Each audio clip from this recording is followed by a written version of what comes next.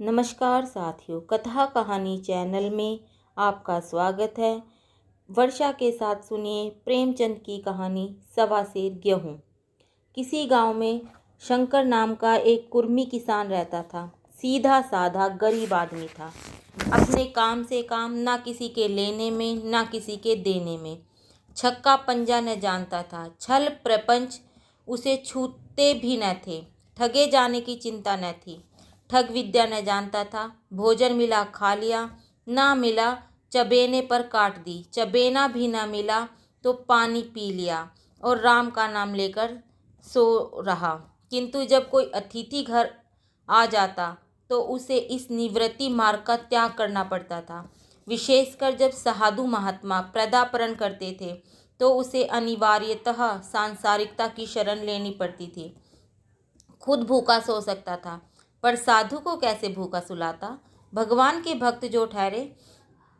एक दिन संध्या समय एक महात्मा ने आकर उसके द्वार पर डेरा जमाया। तेजस्वी मूर्ति थी, पीताम्बर गले में, जटा सिर पर, पीतल का कमंडल हाथ में, खड़ाऊ पैर में, ऐनक आंखों पर। संपूर्ण वेश उन महात्माओं का सा था जो रईसों के प्रसादों में तपस्या, हवा गाड़ियों पर देवस्थानों की परिक्रमा और योग सिद्धि प्राप्त करने के लिए रुचिकर भोजन करते हैं। घर में जौ का आटा था, वह उन्हें कैसे खिलाता।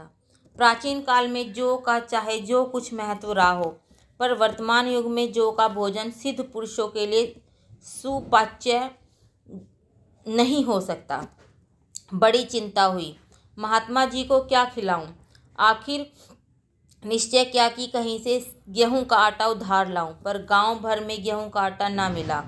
गांव में सब मनुष्य ही मनुष्य थे, देवता एक भी न था। अतएव देवताओं का खाद्य पदार्थ कैसे मिलता। सौभाग्य से गांव के विप्र महाराज के यहाँ से गेहूं मिल गए। उनसे सवा सेर गेहूं उधार लिया और स्त्री से कहा कि पीस दे। महात्मा ने भोजन किया, लंबी तान कर सोए। प्रातः काल आशीर्वाद देकर अपनी राह ली। विप्र महाराज साल में 2 बार खलिहानी लिया करते थे। शंकर ने दिल में कहा, सवा सेर गेहूं इन्हें क्या लौटाऊं। पंसेरी बदले कुछ ज़्यादा खलिहानी दे दूंगा। यह भी समझ जाएंगे, मैं भी समझ जाऊंगा। चैत में जब विप्र जी पहुँचे तो उन्होंने 1.5 पंसेरी के लगभग गेहूं दे दिया और अपने को उरीण समझकर उसकी कोई चर्चा न की। विप्र जी ने भी फिर न मांगा। सरल शंकर को क्या मालूम था कि वह सवा सेर गेहूं चुकाने के लिए मुझे दूसरा जन्म लेना पड़ेगा। 7 साल गुजर गए। विप्र जी से महाजन हुए। शंकर किसान से मजूर हो गया। उसका छोटा भाई मंगल उससे अलग हो गया था। एक समय साथ रहकर दोनों किसान थे, अलग होकर मजूर हो गए थे। शंकर ने चाहा कि द्वेष की आग भड़कने न पाए, किंतु परिस्थिति ने उसे विवश कर दिया। जिस दिन अलग अलग चूल्हे जले वह फूट फूट कर रोया। आज से भाई भाई शत्रु हो जाएंगे। एक रोएगा दूसरा हंसेगा। एक के घर मातम होगा तो दूसरे के घर गुलगुले पकेंगे। प्रेम का बंधन, खून का बंधन, दूध का बंधन आज टूटा जाता है। उसने भगीरथ परिश्रम से कुल मर्यादा का वृक्ष लगाया था, उसे अपने रक्त से सींचा था। उसको जड़ से उखड़ता देखकर उसके हृदय के टुकड़े हुए जाते थे। 7 दिनों तक उसने दाने की सूरत न देखी। दिन भर जेठ की धूप में काम करता और रात को मुंह लपेटकर सो जाता। एक भीषण वेदना और कष्ट ने रक्त को जला दिया, मांस और मज्जा को घुला दिया। बीमार पड़ा तो महीनों खाट से न उठा। अब गुजर बसर कैसे हो। 5 बीघे के आधे रह गए थे। एक बैल रह गया था। खेती क्या खाक होती। अंत को यहाँ तक नौबत पहुँची कि खेती केवल मर्यादा रक्षा का साधन मात्र रही। जीविका का भार मजूरी पर आ पड़ा। 7 वर्ष बीत गए। एक दिन शंकर मजूरी करके लौटा तो राह में विप्र जी ने टोक कर कहा, शंकर, कल आकर अपने बीज बैंक का हिसाब कर देना। तेरे यहाँ 5.5 मन गेहूँ कब के बाकी पड़े हुए हैं और तू देने का नाम नहीं लेता। हजम करने का मन है क्या।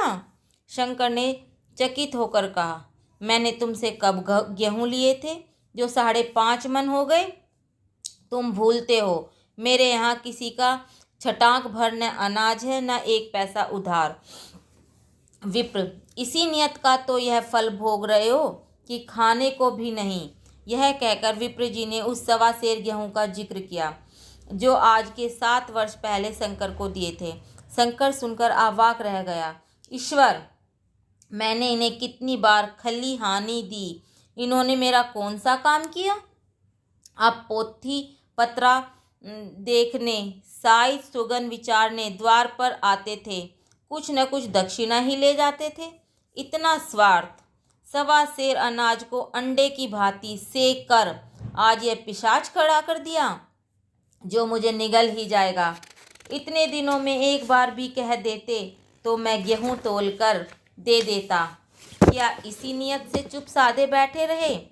बोला, महाराज, नाम लेकर तो मैंने उतना अनाज नहीं दिया, पर कई बार खलिहानों में सेर 2-2 सेर दिया है। अब आप आज 5.5 मन मांगते हैं हो, मैं कहाँ से दूंगा? विप्र, लेखा जो बख्शीश सो तुमने जो कुछ दिया होगा उसका कोई हिसाब नहीं। चाहे 1 की जगह 4 पंसेरी दे दो, तुम्हारे नाम बही में 5.5 मन लिखा हुआ है, जिससे चाहे हिसाब लगवा लो।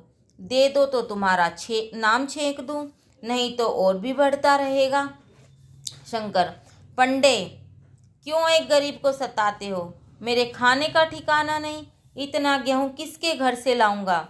विप्र, जिसके घर से चाहे लाओ, मैं छटाक भर भी न छोड़ूंगा। यहाँ न दोगे, भगवान के घर तो दोगे? शंकर काँप उठा। पढ़ा लिखा आदमी होता तो कह देता, अच्छी बात है, ईश्वर के घर ही देंगे। महा की तौल यहाँ से कुछ बड़ी तो नहीं होगी, कम से कम इसका कोई प्रमाण हमारे पास नहीं, फिर उसकी क्या चिंता। किंतु शंकर इतना तार्किक व इतना व्यवहार चतुर न था। एक तो ऋण, वह भी ब्राह्मण का, बही में नाम रह गया तो सीधे नरक में जाऊंगा। इस ख्याल ही से उसे रोमांच हो गया। बोला, महाराज, तुम्हारा जितना होगा यहीं दूंगा, ईश्वर के यहाँ क्यों दूं? इस जन्म में तो ठोकर खा रहा हूँ, उस जन्म के लिए क्यों कांटे बोऊं?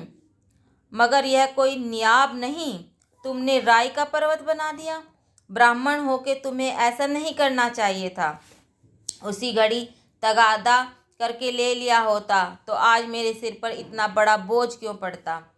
मैं तो दे दूंगा, लेकिन तुम्हें भगवान के यहाँ जवाब देना पड़ेगा। विप्र, महा का डर तुम्हें होगा, मुझे क्यों होने लगा? महा तो सब अपने ही भाई बंधु हैं, ऋषि मुनि सब तो ब्राह्मण ही हैं, देवता ब्राह्मण है, जो बिगड़ेगी संभाल लेंगे। तो कब देते हो? शंकर, मेरे पास रखा तो है नहीं, किसी से मांग जांच कर लाऊंगा तभी दूंगा। विप्र, मैं यह न मानूंगा। 7 साल हो गए, अब एक दिन का भी मुलाहिजा न करूंगा। गेहूं नहीं दे सकते तो दस्तावेज लिख दो। शंकर, मुझे तो देना है, चाहे गेहूं लो चाहे दस्तावेज लिखवाओ। किस हिसाब से दाम रखोगे? विप्र, बाजार भाव 5 सेर का है, तुम्हें 5.25 सेर का काट दूंगा। शंकर, जब दे ही रहा हूं तो बाजार भाव दूंगा, पाव भर छुड़ाकर क्यों दोषी बनूं? हिसाब लगाया गया तो गेहूं के दाम 60 रुपये हुए। 60 रुपये का दस्तावेज लिखा, 3 रुपये सैकड़े सूद, साल भर न देने पर सूद की दर 2.5 रुपये सैकड़ा 8 आने का स्टाम्प। 1 रुपये दस्तावेज की तहरीर शंकर को ऊपर से देनी पड़ी। गांव भर में विप्र जी की निंदा हुई, लेकिन मुंह पर नहीं, क्योंकि सभी को महाजन से काम पड़ता था। शंकर ने साल भर तक कठिन तपस्या की। मियाद के पहले रुपये अदा करने पर उसने व्रत सा रखा। दोपहर में पहले भी चूल्हा न जलता था, चबेने पर बसर होती थी, अब वह भी बंद हुआ। केवल लड़के के लिए रात को रोटियां रख दी जाती थी। पैसे रोज का तम्बाकू पी जाता था। यही एक व्यसन था जिसका वह कभी न त्याग कर सका। अब वह व्यसन भी इस कठिन व्रत की भेंट हो गया। उसने चिलम पटक दी, हुक्का तोड़ दिया और तम्बाकू की हांडी चूर चूर कर डाली। कपड़े पहले भी त्याग की चरम सीमा तक पहुंच चुके थे, अब वह प्रकृति की न्यूनतम रेखाओं से आबद्ध हो गए। शिशिर की अस्थिवेदक शीत को उसने आग ताप कर काट दिया। इस ध्रुव संकल्प का फल आशा से बढ़कर निकला। साल के अंत में उसके पास 60 रुपये जमा हो गए। उसने समझा, पंडित जी को इतने रुपए दे दूंगा और कहूँगा, महाराज बाकी रुपए तो जल्द ही आपके सामने हाजिर करूँगा। 15 रुपये की ही तो बात है, क्या पंडित जी इतना भी न मानेंगे? उसने रुपए लिए और ले जाकर पंडित जी के चरण कमलों पर अर्पण कर दिए। पंडित जी ने विस्मित होकर पूछा, किसी से उधार लिए हैं क्या? शंकर, नहीं महाराज, आपके आशीष से अब की मजूरी अच्छी मिली। विप्र, लेकिन यह तो 60 रुपये हैं।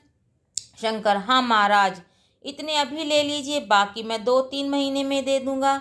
मुझे उरीन कर दीजिए। विप्र, उरीन तो तभी होंगे जबकि मेरी कोड़ी कोड़ी चुका दोगे। जाकर मेरे 15 रुपये और लाओ। शंकर, महाराज इतनी दया करो, अब सांझ की रोटियों का भी ठिकाना नहीं है। गांव में हूँ तो कभी न कभी दे ही दूंगा। विप्र, मैं यह रोग नहीं पालता, न बहुत बातें जानता हूँ। अगर मेरे पूरे रुपए न मिले तो आज से 3.5 रुपये सैकड़े का ब्याज लगेगा। अपने रुपए चाहे अपने घर रखो, चाहे मेरे यहाँ छोड़ जाओ। शंकर, अच्छा, जितना लाया हूँ उतना रख लीजिए, मैं जाता हूँ, कहीं से 15 रुपये और लाने की फिक्र करता हूँ।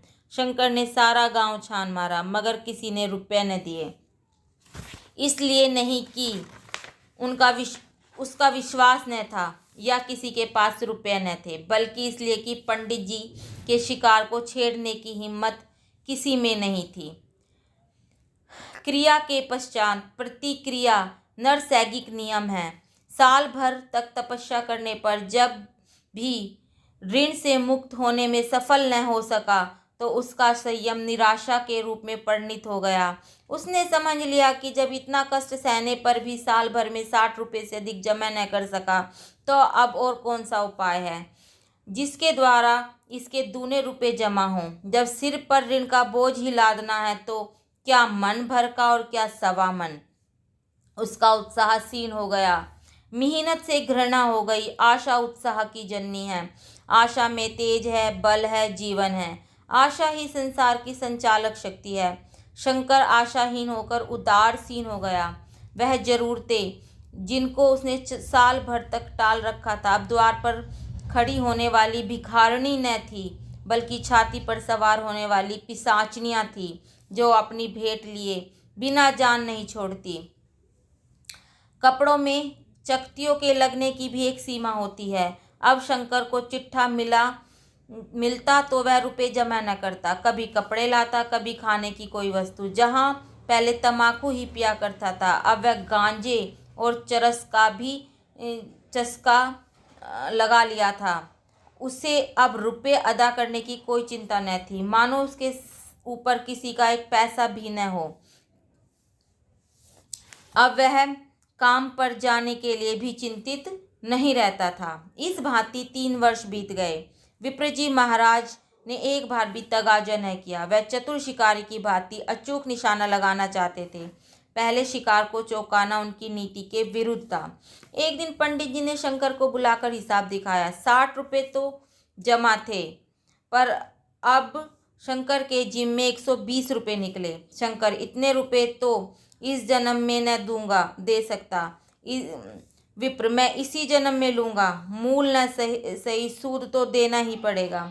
शंकर, एक बैल है वह ले लीजिए, और मेरे पास रखा ही क्या है। विप्र, मुझे बैल बधिया लेकर क्या करना, मुझे देने को तुम्हारे पास बहुत कुछ है। शंकर, और क्या है महाराज। विप्र, कुछ है, तुम तो हो, आखिर तुम भी कहीं मंजूरी करने जाते ही हो। मुझे भी खेती के लिए मंजूर रखना ही पड़ता है। सूद में तुम हमारे यहाँ काम किया करो, जब सुविधा हो मूल दे देना। सच तो यूँ है कि अब तुम किसी दूसरी जगह काम करने जा ही नहीं सकते जब तक मेरे रुपए नहीं चुका दोगे। तुम्हारे पास कोई जायदाद नहीं, नहीं, इतनी बड़ी गठरी मैं किस एतबार पर छोड़ दूँ? कौन इसका जिम्मा लेगा कि तुम मुझे महीने महीने सूद देते जाओगे, और कहीं कमाकर जब तुम मुझे सूद भी नहीं दे सकते तो मूल की कौन कहे? शंकर: महाराज, सूद में तो मैं काम करूँगा और खाऊंगा क्या? विप्र: तुम्हारी घरवाली है, लड़के हैं, क्या वे हाथ पांव कटा के बैठेंगे? रहा मैं तुम्हें आध से जो रोज कलेवा के लिए दे दिया करूँगा, ओढ़ने को साल में एक कंबल पा जाओगे, और क्या चाहिए? यह सच है कि लोग तुम्हें 6 आने देते हैं, लेकिन मुझे ऐसी गरज नहीं, मैं तो तुम्हें रुपए भरने के लिए रखता हूँ। शंकर ने कुछ देर गहरी चिंता में पड़े रहने के बाद कहा, महाराज, यह तो जन्म भर की गुलामी हुई। विप्र: गुलामी समझो चाहे मजूरी समझो, मैं अपने रुपए भराए बिना तुमको कभी न छोड़ूंगा। तुम भागोगे तो तुम्हारा लड़का भरेगा, हाँ, जब कोई न रहेगा तब की बात दूसरी है। इस निर्णय की कहीं अपील न थी। मंजूर की जमानत कौन करता? कहीं शरण न थी। भागकर कहाँ जाता? दूसरे दिन उसने विप्र जी के यहाँ काम करना शुरू कर दिया। 1.25 सेर गेहूं की बदौलत उम्र भर के लिए गुलामी की बेड़ी पैरों में डालनी पड़ी। उस अभागे को अब अगर किसी विचार से संतोष होता था तो यह था कि वह मेरे पूर्व जन्मों का संस्कार है। स्त्री को वे काम करने पड़ते थे जो उसने कभी न किए। बच्चे दाने दाने को तरसते थे, लेकिन शंकर चुपचाप देखने के सिवा और कुछ न कर सकता था। वह गेहूं के दाने किसी देवता के श्राप की भांति पूरे जीवन उसके सर से न उतरे। शंकर ने विप्र जी के यहाँ 20 वर्ष तक गुलामी करने के बाद इस संसार से प्रस्थान किया। 120 अभी तक उसके सिर पर सवार थे। पंडित जी ने उस गरीब को ईश्वर के दरबार में कष्ट देना उचित न समझा। इतने अन्याय, इतने निर्दयी न थे। उनके जवान बेटे की गर्दन पकड़ी। आज तक वह विप्र जी के यहाँ काम करता है। उसका उद्धार कब होगा यह या नहीं, ईश्वर ही जाने। पाठक, इस वृत्तांत को कोपल कल्पित न समझिए, यह सत्य घटना है। ऐसे शंकरों और ऐसे विप्रों से दुनिया खाली नहीं है। अगर आपको आज की कहानी 1.25 सेर गेहूं अच्छी लगी हो तो कृपया मेरे चैनल को सब्सक्राइब करें, कहानी को लाइक करें, शेयर करें और ज़्यादा से ज़्यादा कमेंट्स करें। धन्यवाद।